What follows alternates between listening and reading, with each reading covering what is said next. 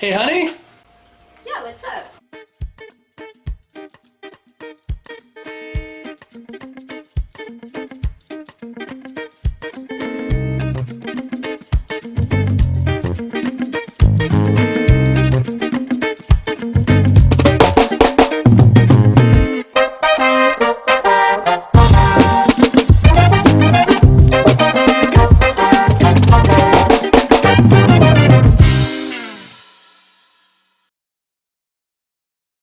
Hey, everybody, and welcome to Retro Reviews, a review show where we go through my copious amounts of gaming, role-playing books one at a time, and to keep me from rambling, we have Laura.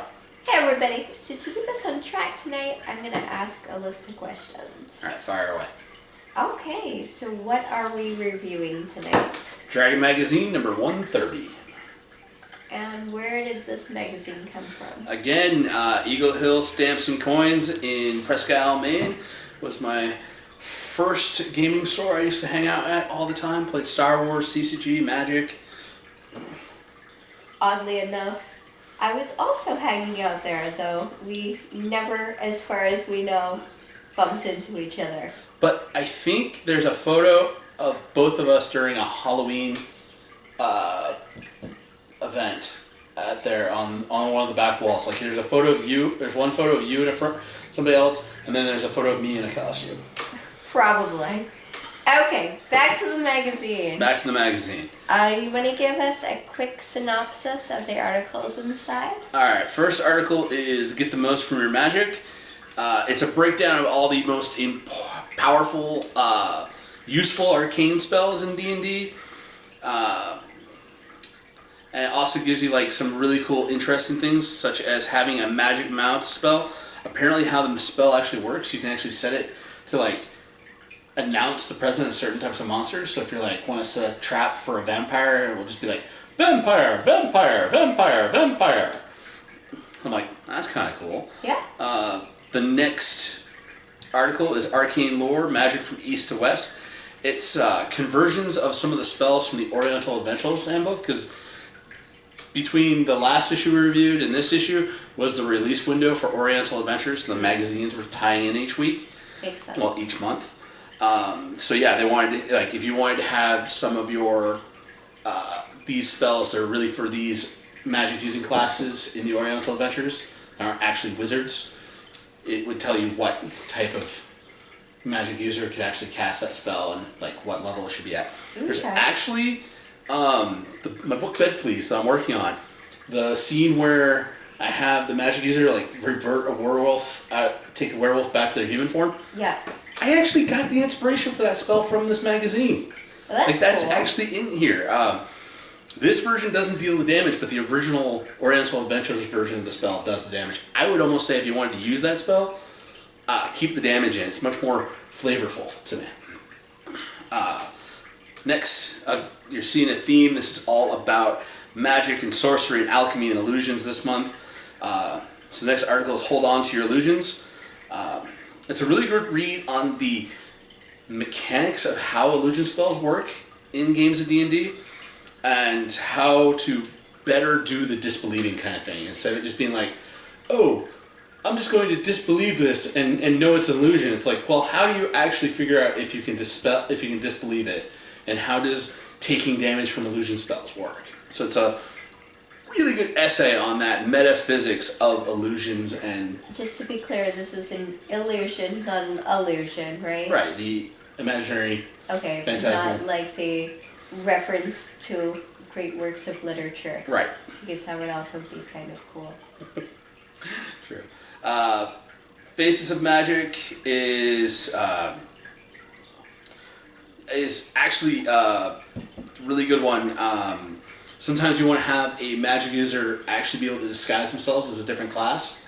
So it's talking about the kind of spells you could use to pretend to be a wizard, but pretend to be a thief, or to pretend to be a cleric if you're trying to hide your magical identity, or actually trying to like fill in those other party roles as playing the wizard. Be like, wait, we don't have a thief? Hang on, I got some stuff that I can do here. Yeah. One of my favorite articles, and I actually worked on, when I read this one, I worked on my own idea of it.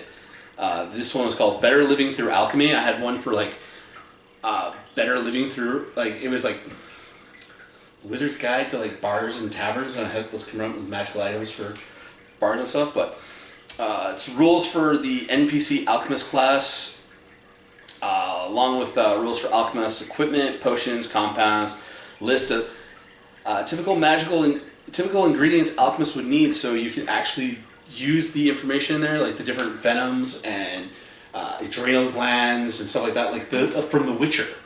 Like how you had to go hunt the different parts of the monster to be able to get to make the different potions. Yeah.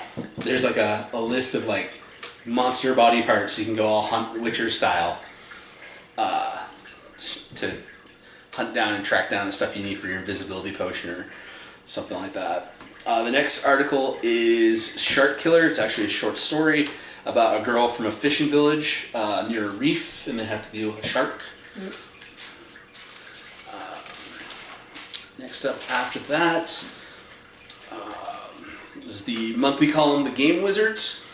Talks about the progress they're making on handling the responses to the questionnaire that I was talking about in last. That questionnaire about how they wanted to get people wanted to have the game updated going to 2nd edition, and apparently they got between like 4,000 and 5,000 different copies they had been sorting through. Yeah. And then it dives into how the magic system is going to be updated for 2nd edition, and even points out this is, everybody that knows like old school D&D back history lore, that the magic system is based off the novel The Dying Earth by Jack Vance, which I still need to get a copy to read one of these days because I need to know my roots. I know my history, but I haven't actually dived into a lot of those books that are I think you need to do inspired it. Dragon's Bestiary is the next monthly column. This month they're talking about Wurlzers. It's basically propeller plants. They're from the Gamma World, the Mutant Apocalypse game that uses some of the D&D mechanics that TSR put out. Which, with some minor tweaks, you could actually convert it over to being D&D. They're just basically propeller plants. Like, they have a little propeller that helps them fly along. And they can fly? And they can fly. But it's a plant. But it's a plant. So it has roots? No, it like gets its nutrients out of the air. It's like one of those hiding plants. Interesting. Kind of thing. Yeah, it's actually a really powerful, like, level 10 monster. Apparently, they talk about the backstory of it, and they evolved out of the agave plant. So it's a flying plant monster. It's a flying cactus plant monster. Oh. That when it attacks, it will deal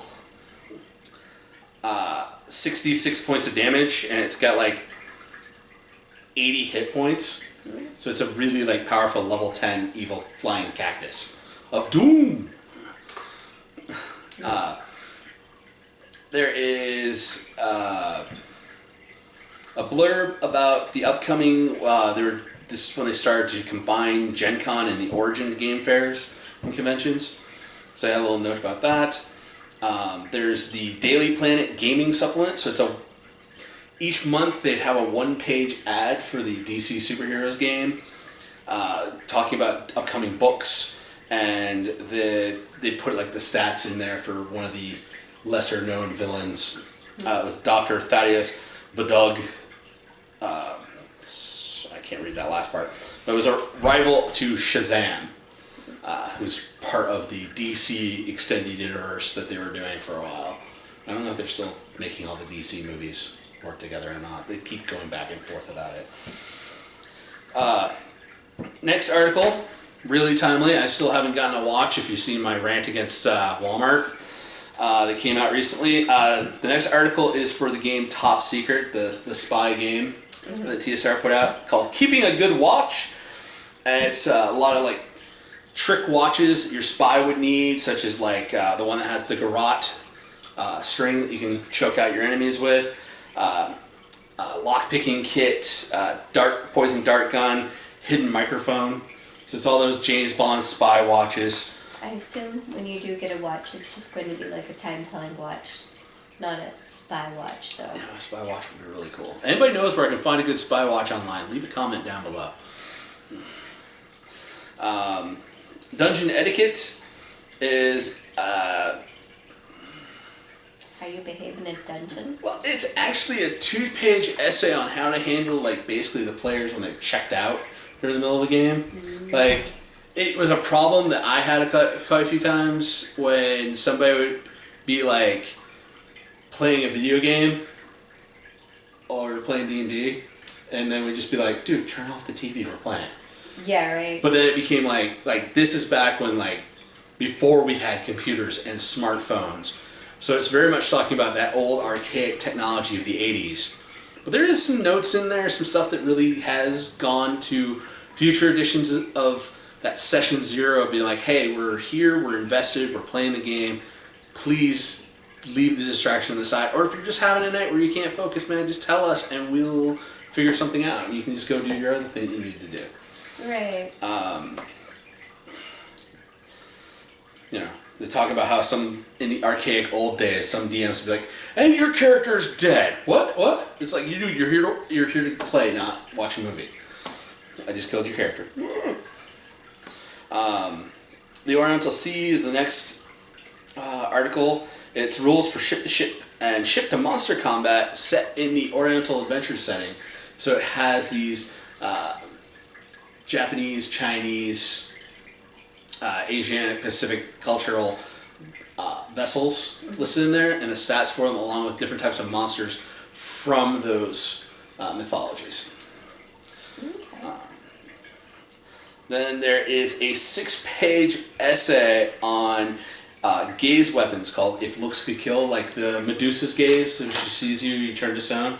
Oh, that kind of gaze. Yeah. So it's basically talking about, and it's one of the things I love about this, like diving into gaze weapons, diving into illusions.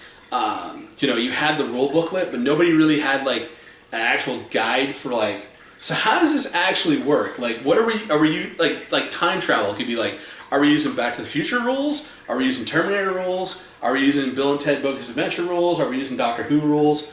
Like, this kind of set out to codify, like, this is how gaze weapons should work. This is how illusion should work. And you had these essays and these different thought patterns. But in the end, it was still up to the individual DM to be like, I like this idea. No, I don't like this idea. But still, if you had no idea, you could get an idea from it. The last article is the Marvel File, the monthly Marvel superhero article they put in here. This month's was the second half of a 2-parter for stats for the Scourge and a bunch, like 18 different little supervillains that the Scourge actually had taken out. He was very much anti-hero in the style of the Punisher, where he didn't really let his villains survive like Batman does. He just kind of like... So these are 18 deceased supervillains. They're mid to low level ranked, so they're not really like the big bads. They're just kind of like the street level type supervillains. Could they be a ghost? They could possibly be a ghost, or you could easily use the stats to say somebody found all their old gear, or was like somehow had the same kind of accident, had the same kind of powers, and just decided to take on their persona. Of course, the Scourge apparently got killed off. Boring. Yeah, if you want to be boring, but it was kind of cool. A lot of the time, these Marvel files, I'm like, I'll make notes of them when I find something. I'm like, wait, I got that reference. I remember that superhero. I remember that supervillain. But a lot of these are deep cuts. I wasn't reading a lot of Marvel comics in my youth. I think I read just Transformers, Alf, and like a little bit of the X-Men. So. Okay. Anyways. That is all the content from this month's issue. Well, from issue 130, the February 1988 Dragon Mag. So. Okay. So, what are you going to be keeping from this magazine? I really did like the... seeing how I gave back my copy of Oriental Adventures, I do want to keep the conversion spells for Oriental Adventures. going to keep those spells. The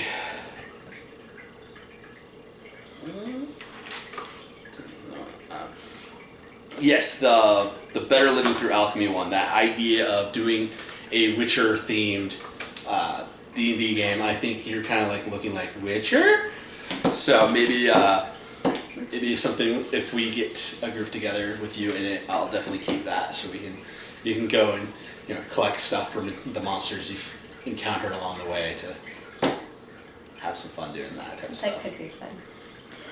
Okay, well, that's all my questions. And that is everything that I've got to say, other than thank you everybody for tuning in and watching these videos every week. It means a lot seeing the number of views I get and the likes and all that stuff that lets me know you enjoying the content. So thank you very much. Yeah.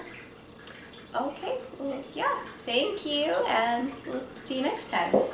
Peace. Bye, everybody. Hey, everybody, thanks for staying till the end of the episode. Remember to like, share, subscribe. Follow us on Facebook at Board Barista Productions. And if you want to support us, Patreon link at the bottom.